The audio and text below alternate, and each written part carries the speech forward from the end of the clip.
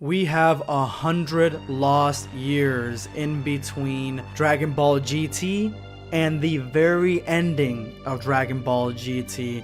100 years have passed and we follow the story of Goku Jr., who is participating in the World Martial Arts Tournament. Now, we don't really know too much about Goku Jr. besides the fact that he is being taken care of by his grandma Pan, and he can go Super Saiyan.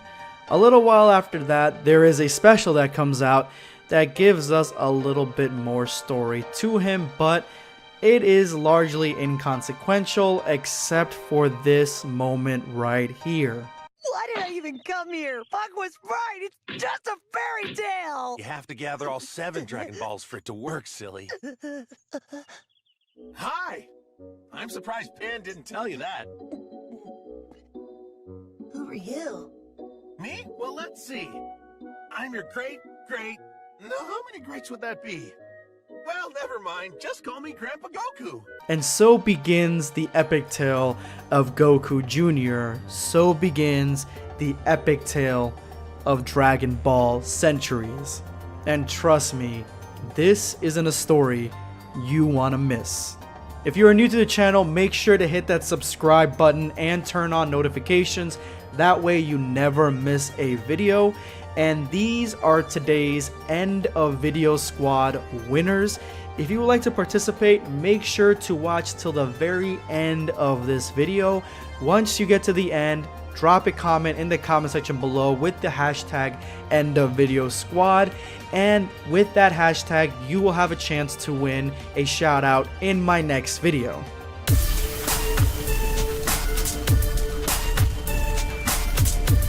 Prepare yourself, Dan Saiyan. This is just an average, everyday, normal day for Goku Jr.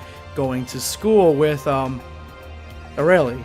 And when he gets to school, that is when it starts becoming a very strange day indeed, because one of his classmates has just asked him out to go see Battle of Gods. Goku seems unsure, but this girl is persistent, so he's gonna go on a date. Throughout class, Goku is sensing different power levels all around him, weird power levels, strange feelings, and so he has sort of a premonition that something weird and wrong is going to happen today. That's when a Saiyan pod crash lands on Earth, and they get an announcement that there has been an earthquake in a nearby city, and Knockoff Krillin is telling Goku Jr., hey, you had a bad feeling and something bad happened, you must be psychic.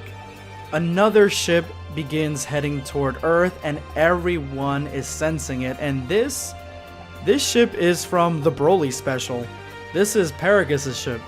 So I'm not exactly sure if there's going to be a connection between whoever's in this ship and Paragus, but you never know. There could be. And even Vegeta starts feeling something. Well, Vegeta Jr. And we have alright, I'm all for puns, but you know what? Fuck it. I think this pun is still awesome. Vegeta Jr.'s mom's name is Panties, and I guess she can sense the power coming to Earth as well. The ship lands, and these goons that are definitely ones that used to work for Paragus come out, and Lord Rapido seems to be their leader. And this dude looks like a run-of-the-mill, everyday normal Saiyan. Lord Rapido gets informed that a girl, Pecora, has arrived already on the planet, but he's got no time to deal with that. He is gonna laser focus in on the 4-star Dragon Ball, and that leads him straight to Grandma Pan's house, which is Goku Jr.'s house. Rapido and his men arrive at Pan's house, and they threaten her for the Dragon Ball. She says over her dead body they're not getting this Dragon Ball, and Rapido is just too eager to oblige, and this is the death of Grandma Pan. Goku immediately realizes that something is wrong, and he has to talk his way out of walking his date home in the rain. He then realizes what happened, and he just leaves, goes back home just in time to see Grandma Pan's lifeless body on the ground.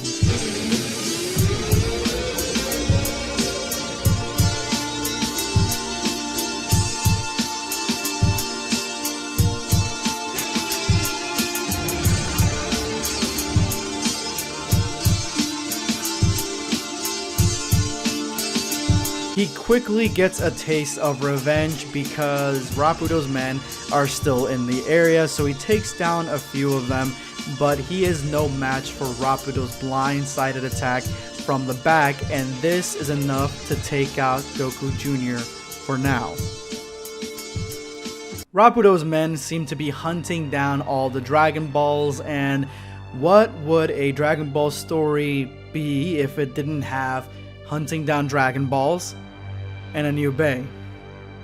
Pakora arrives, and it seems like she's not just a pretty face, she's actually a fighter, and when these guys attack, she is more than happy to break a couple of necks. She takes out most of the henchmen, and the very last one is more than eager to give up and hand her the Dragon Ball. A couple hours later, Goku wakes up from being knocked out and realizes what happened. He cries it off, puts on a new gi, and realizes that he can get all the Dragon Balls and wish Grandma Pan back, and he gives her a makeshift grave and heads off with the Flying Nimbus to try to find the remaining Dragon Balls. Oh, and this gi, this is by far one of my favorite outfits that any Goku has worn. I don't know why I like it, but it seems like a cross between a lot of different gi styles, and it just works. We have a new character that has joined the fray, and his name is Sodium, and he's also looking for the Dragon Balls, I guess for Lord Rapido, but he finds out that Pakora has also been spotted on the planet, and she actually has taken out one of his patrols and taken the Dragon Ball, and this infuriates him. But then he realizes that there is another character with the same, if not a little bit less power level than Pakora, flying in her direction. Seeing all this, he has to make a report to his commander. Goku Jr. gets to a city just in time to save some civilians from getting murked by these henchmen, and once he takes one of them down, the other ones start giving up immediately. They start giving up all sorts of valuable information, like, you know, Lord Pakora is the one that sent them there to look for the Dragon Balls.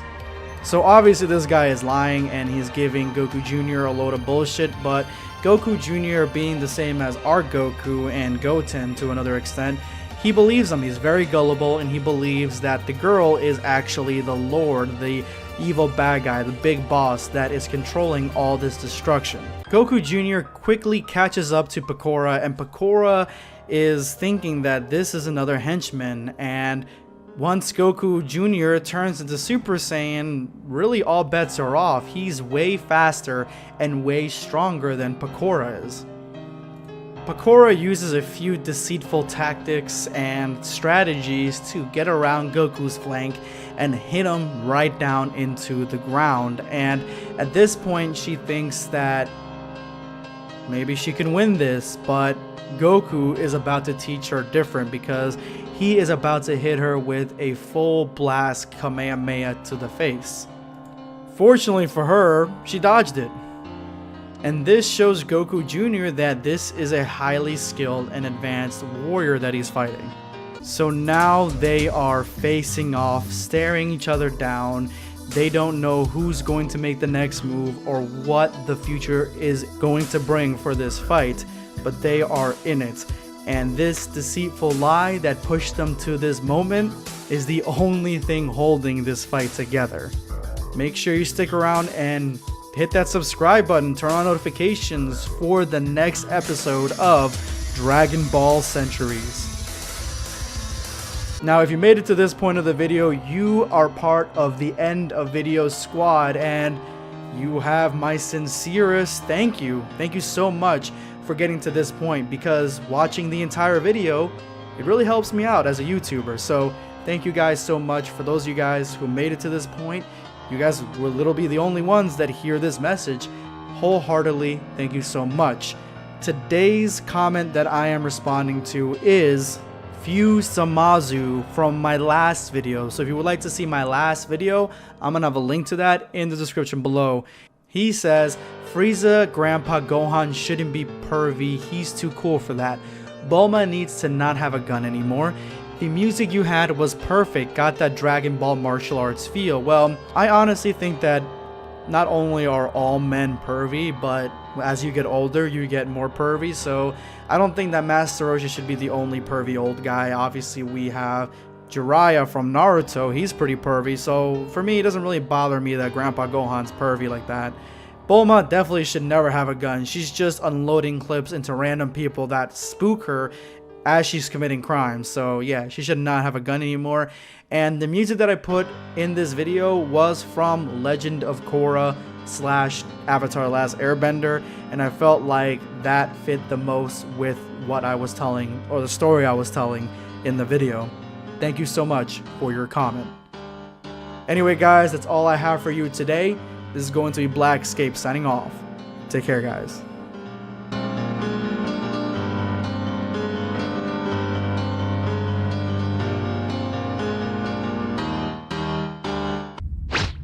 Subscribe for more content. Or perish.